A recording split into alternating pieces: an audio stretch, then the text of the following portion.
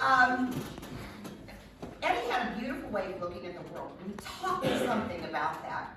So I was in Beckley visiting years and years ago. We were younger then. And I ran into him at a bar. And he had this beautiful young lady with him, and when he saw me, he was so excited to introduce us. So he comes up, he introduces us, and he turns to her and he says, "This woman taught me everything I need to know, or needed to know." And, I'm quickly wondering what the hell he's talking about. I remember, like, spin a bottle in the 7th grade, right? What? So I'm like, spinning through the files in the back of my head.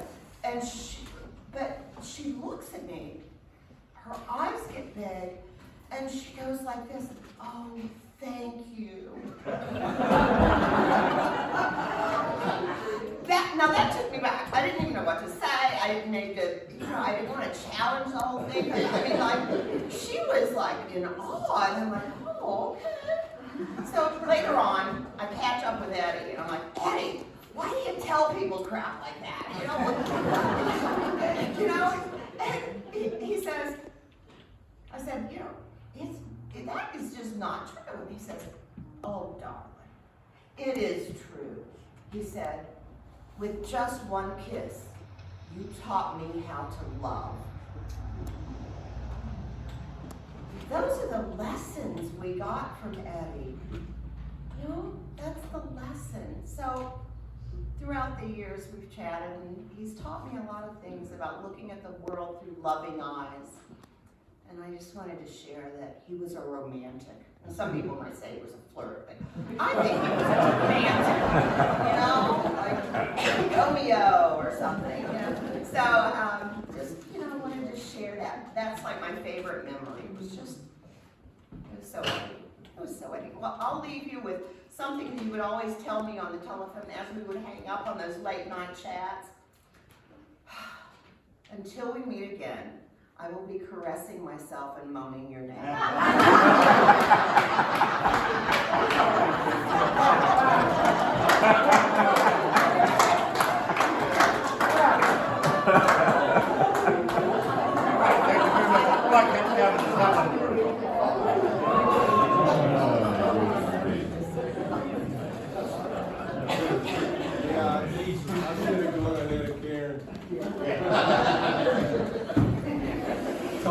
Tom just came back to me. Tom said, when Eddie said, "Well, take a look in the mirror." Well, but the other line was, I followed him into the bathroom on Lincoln Street once, and he said, I look at him, I go, "Beef." He goes, "And yours don't?" So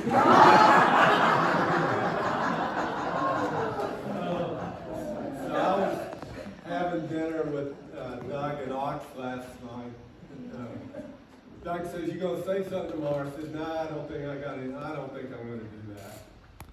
And then I was reading the paper this morning, and some tragic death, and somebody wrote in the obituary, and it just hit me. It says, "A person's legacy is not created in a moment of time or despair. It's defined by his friends and those that love him." So that got me young. So I won't travel on about me and Beeb that much. So I met Eddie. We moved to Beckley in 4th grade, and Eddie's in 3rd. So by the time I was in 5th, 4th, we just lived a block away.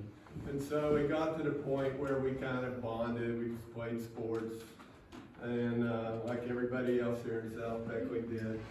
But he, a lot back then you could walk home for lunch and come back, and it got sort of, we coordinated a walk, and Gene is fixing soup and sandwich, Lauren fixed me something, we'd head back, and when he's coming back, we had a new teacher at Institute called, her name was Maud Moy. Now, Maud, this is her first job. She was probably 23 or 4, but us little guys, she was hotter than Georgia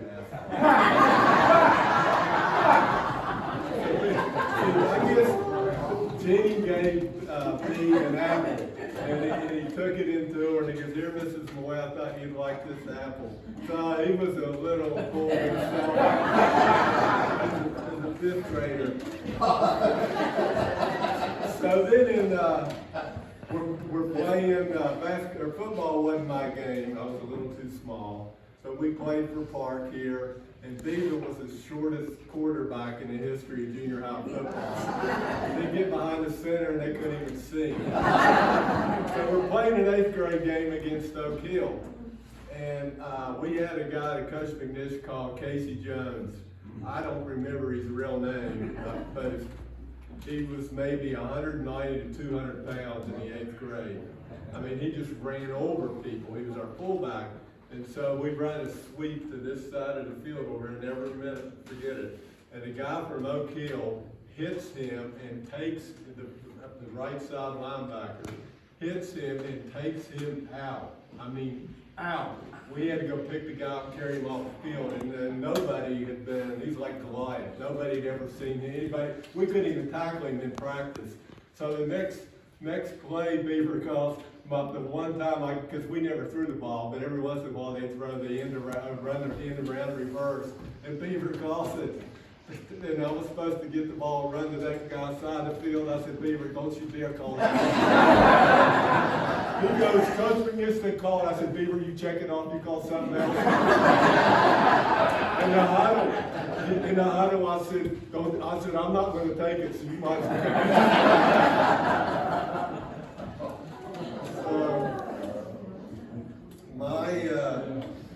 My mom thought Beaver hung the moon. I mean, because she only remembered him when he was a little twerp, not as he got older. And when I moved back to Beckley at 26, I spent a lot of time with Evan Thurman and Beaver over on Lincoln Street. And my out was I was going over to see them quite a bit, probably more than I needed to.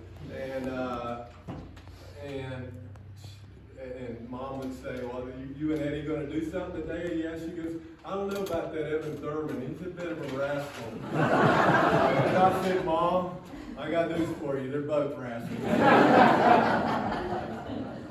So, Beef, the road goes on forever. Party never ends. Peace be with you, bud. Thank you, Mike. Right, Mike. Does anybody else like to share a memory of that? Please. I'm not going to walk up to the podium, but maybe my cane will hold me up. My name is Shannon Westerman. Eddie's mom and my mom were sisters. And I spent many years with Eddie, both good years and unfortunately not good years.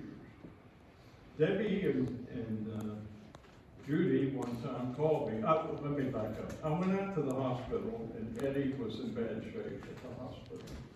And his doctor had told him that if you continue to drink, you're going to die. I said, "Eddie, come and live with me and maybe I can help you." So Judy and Debbie brought him to live with me. Now, I don't know how many of you have lived with Eddie, but it is not an easy job.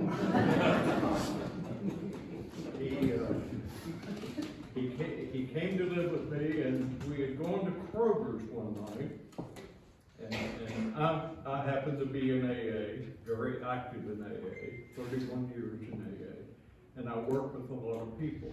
But Eddie was one of the toughest ones I ever dealt because he was so hard-headed. And we'd gone to Kroger's one night, and he got in the car, and he smelled a little bit like alcohol. I said, "Eddie, you been drinking?" He said, "Yeah, I had a little bit." I said, "Where did you get a nip?" He said, "Well, you just pick up those little tiny bottles, and put them in your pocket, and you go to the bathroom, and you nip them and throw them away, put the bottle away." And I thought, now that's pretty creative. But anyway, Eddie was so special.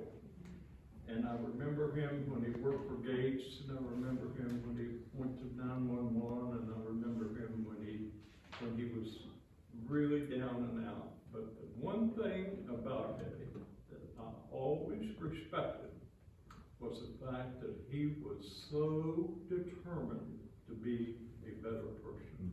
He was so determined to want a decent life. I watched him through pain, and I watched him through glory. And I come here today with my son Shannon, and I'm gonna miss that. Thank you. Thank you very much, Shannon.